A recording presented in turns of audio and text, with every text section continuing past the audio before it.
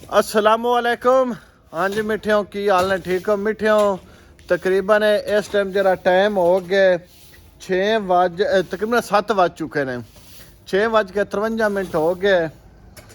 तो मैं इस time degree college road district public school ते कंप्रेस वाले जरा दरमियान रोड है उस रोड ते मौजूद हाँ। इस टाइम जी वीडियो बनाने का वो एक मकसद है भी साफ सुथरे पंजाब दे जरा मुहिम लैके निकले भी साफ सुथरा पंजाब करना है। उनके जो वर्कर ने वो रातें भी काम पे करते हैं। इस टाइम तुहानू पता है सोशल मीडिया ते खबर चलियां ने भी इस रोड ते ट्रालियां बड़ियां गुजरदियां ने और मिट्टी गट्टा बड़ा है कि नाल डिस्ट्रिक्ट पब्लिक वाले स्कूल वाले बच्चे ने उन्हें एहतजाज भी किया है भी सानू गट्टा मिट्टी जरा है वो पढ़न विच खलल जरा डाल देन।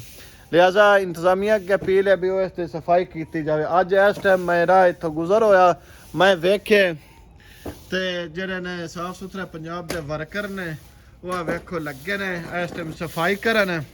तो तकरीबन उन्हें जी सफाई है ना वो आ मिट्टी दियां जिहड़ियां ढेरियां ना इस तरह करके वो बनाई आउंदे ने ते बना के वो इत्थे रखी आउंदे ने। फिर या ट्राली दे जरिए या वो किस तरह भी वो इस चाहसन कि असी इन्हां साफ सुथरे जिहड़े पंजाब दे वर्कर ने उन्हां नाल भी गुफ्तगू करांदे भी वो इस टाइम रात दे पैर जिहड़े इस आवाम दी वो खिदमत जिहड़े ने वो करदे पे ने।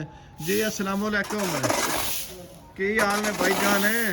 जी शुक्र है, ठीक हो? ठीक ठाक।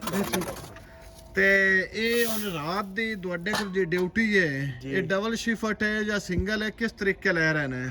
जी ये नाइट शिफ्ट डबल ड्यूटी दे रहे हैं, मकसद 2 तो 10 तक दूसरी शिफ्ट चलती पई है जी सर।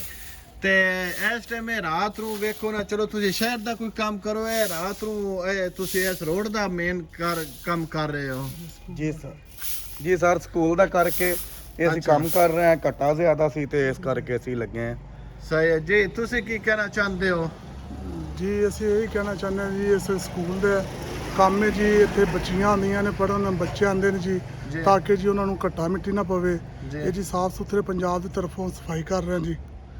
ਜੀ ਜਨਾਬ ਤੁਸੀਂ ਆਨੰਦ ਦੀ ਗੱਲਬਾਤ ਸੁਣੀ ਹੈ। ਸਾਫ ਸੁਥਰੇ ਪੰਜਾਬ ਦੇ ਜਿਹੜੇ ਵਰਕਰ ਨੇ ਉਹ ਇਸ ਟਾਈਮ ਵੀ ਇਹ ਡਿਗਰੀ ਕਾਲਜ ਰੋਡ ਤੇ ਜਿਹੜੇ ਉਹ ਸਫਾਈ ਕਰਦੇ ਪਏ ਨੇ ਤੇ ਇਹ ਇਸੇ ਤਰ੍ਹਾਂ ਲੱਗੇ ਰਹਿਣ। ਇਹ ਜਿਹੜੇ ਵਰਕਰ ਨੇ ਨਾ, ਵਰਕਰ ਖਾਸ ਕਰਕੇ ਉਹਨਾਂ ਨਾਲ ਤੁਸੀਂ ਤਾਵਨ ਵੀ ਕੀਤਾ ਕਰੋ ਕਿਉਂਕਿ ਵਰਕਰ ਜਿਹੜੇ ਨਾ ਇਹ ਗਵਰਨਮੈਂਟ ਇਹਨਾਂ ਚੰਦ ਪੈਸੇ ਚੰਦ ਹਜ਼ਾਰ ਤਨਖਾਹ ਦੇ ਕੇ ਲੇਕਿਨ ਕੰਮ ਨਾ ਥੋੜ੍ਹੇ ਢੇਰ ਲੈਂਦੀ ਹੈ। ਤੁਸੀਂ ਇਹਨਾਂ ਨਾਲ ਜਿਹੜਾ ਨਾ ਉਹ ਤਾਵਨ ਕੀਤਾ ਕਰੋ।